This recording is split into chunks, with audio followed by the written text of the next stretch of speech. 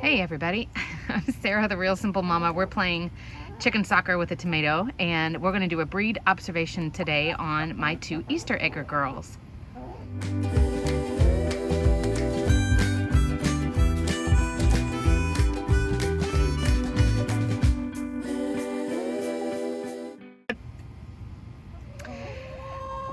So this is the last breed observation video that I'm going to do for a while. It'll cover all of the chickens that I have experience with, and today we're going to be talking about both of the brown hens. This is Flopsy, who was making those high-pitched noises a second ago, and then this is Blue, and they are, what? They are Easter eggers. So we're going to talk for a minute about the good and the bad that I've experienced with these hens. So what is an Easter egger? Well, the short answer is an Easter egger chicken is a mutt. Remember that there are hundreds of different breeds of chickens, and they're bred for different things, from, you know, plumage to a really good quality meat bird that's going to fatten up really quickly so that you can cull them. You know, good egg layers, show birds, compact size, you know, friendly, blah, blah, blah, blah, blah. So the Easter eggers originally came from Araucana or Americana hens and roosters, which was, there's a big difference in what they can look like actually, but a lot of them will be, you can see that Flopsy is light brown and Blue is a dark brown. They have a beautiful pattern on their feathers. They do have a beard or a muff, and you can see Flopsy has a floppy comb, and Blue, you'll see her in a second, she has a gray muff and just a regular pea comb. But the Easter egger is basically a term now for what was originally maybe an Araucana, but now that basically is a mutt. And the significant things about Easter eggers is they're called that because they still have the Easter egg gene, which is a gene that means they have, I guess technically it's called the blue egg gene. And it's a strand of their DNA that dictates that the eggs that they lay are always going to be either a green or a blue or a pink. And both of my girls lay like a mint green or a light sea green colored egg, and that's why they're called Easter eggers. So an Easter egger is not a purebred bird. You could never, you know, show them or use them for like pedigree or anything like that. They're kind of mutts. But they're called the Easter eggers because they still have that gene, if that makes sense. So the observations that I have from my girls, I'll have to tell you, first of all, I have not ever raised Easter eggers from chicks. The two that I got about, I believe it was September of 2018, so about a year and a half ago, a little more than a year and a half ago. They were living on acreage, so they were very much wild birds. I've done a lot of reading about these different breeds before I go in to do these videos, and people do say that Easter eggers are usually very good layers and they're very friendly. Mine, I can't say that they're particularly friendly. They were very skittish and very wild when I got them. As you can see, they're now much better, especially Blue. Blue was eating out of my hand right before this video started. But while they could potentially be really cuddly birds and, you know, just really friendly, I mean, they're marked beautifully. There's Blue. So in my experience with Easter eggers, just for these two girls, and I feel bad, you know, I don't want to make the breed sound bad just from my experience, but I do have two different hens. I call them sisters. I'm sure they are probably related because the woman that I got these hens from, she was basically just letting them free range out on property, and, you know, and the roosters were mating them and they were hatching their own chicks and stuff like that. So undoubtedly Flopsy and Blue are related. If they're actually sisters or not, you know, I don't know. But in my experience, they have not been good layers at all, and they are the only two birds that I have had any kind of medical problem with at all. Blue, and this wasn't, you know, the fault of the breed or anything, but Blue had a really bad case of double bumblefoot when I got her. You can look in the chicken health and medical playlist and see all of the videos about the things that I did with bumblefoot, and I wanted to try and treat her without having to operate on her foot and, you know, all of this other stuff. She is cured and she is fine now. But then both Blue and Flopsy have had other medical issues. Flopsy has, we believe, some kind of egg laying problem, like a reproductive problem, to where in her assembly line of her making eggs inside her body, something goes wrong.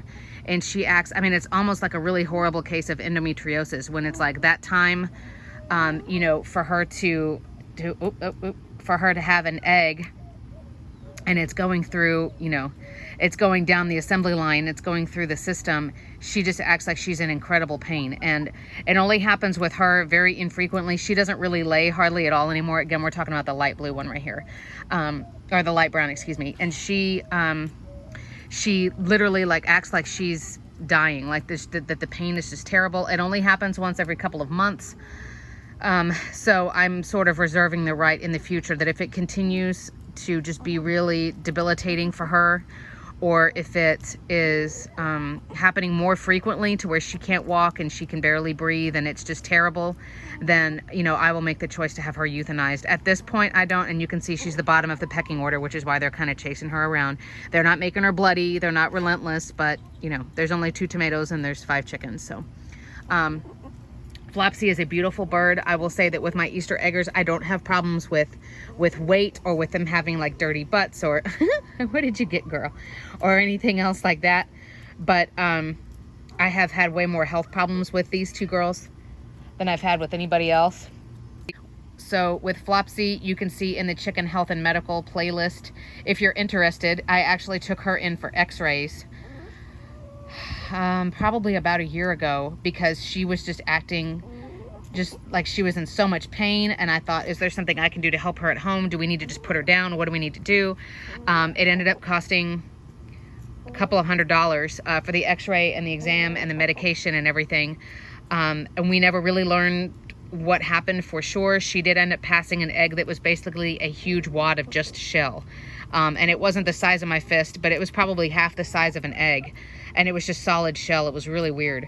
And ever since then, she just is pretty much infertile. Every couple of months, her body tries to go through laying an egg, and she acts like she's in terrible pain. But again, me feeling her and giving her an exam, she doesn't act like she has a distended belly. She doesn't have a prolapsed vent. So I'm just letting her live until she tells me that, hey, this is too much, because there's nothing else that you can really do in that case. Blue has also had a couple of bouts where she was just not acting exactly the same, but she was acting very weak, very listless, no energy. She didn't want to get up and walk. She wasn't laying on her side and she wasn't panting, but she just kind of acted like, I just don't feel good. Something's wrong. And so those 2 girls have been the reason that I have had to, be taking chickens into the vet. Now Blue, it was sort of a one-time thing. And what's wrong, Bluebird? With Blue, it was sort of a one-time thing, and then that was it. And now she does lay an egg, but probably only 1 a week. So in my experience with my girls, and again, I'm sorry, this may not be indicative of the breed as a whole, but it is my experience. They are the weakest layers that I've got. I still think they're only 3.5. It's possible because the lady who gave them to me, she was moving away. So I actually got Lacey and Gracie from her. And then about 3 months later, I got my 2 Easter egger girls. So it's possible that they're way older and, the owner just doesn't know. So, I mean, they're definitely beautiful hens. If it was a situation where I had to take in some more Easter eggers, like I'm their only hope, and if I don't take them in, then they're going to be euthanized or something, or if it was an abuse case or an abandonment case or something like that, of course I would take them to save their little lives. But if I had a choice of who I wanted to add into my flock, I personally am not going to bother adding any more Easter eggers. I think they're beautiful hens, and I love Blue dearly. I always tell her that, you're my favorite, but don't tell anybody. She's just a really neat bird. I love her voice. She's just really neat. That's Gracie you hear growling. And Gracie is the barred rock here on your left. Get it, girls? They're eating green tomatoes from our plants that got pecked up by birds. So I said, well, let the chickens have them. It's probably a conspiracy. But unfortunately for me, the Easter eggers, while I think they're beautiful, and I like having, chickens in a flock that's all different colors and different breeds and things like that.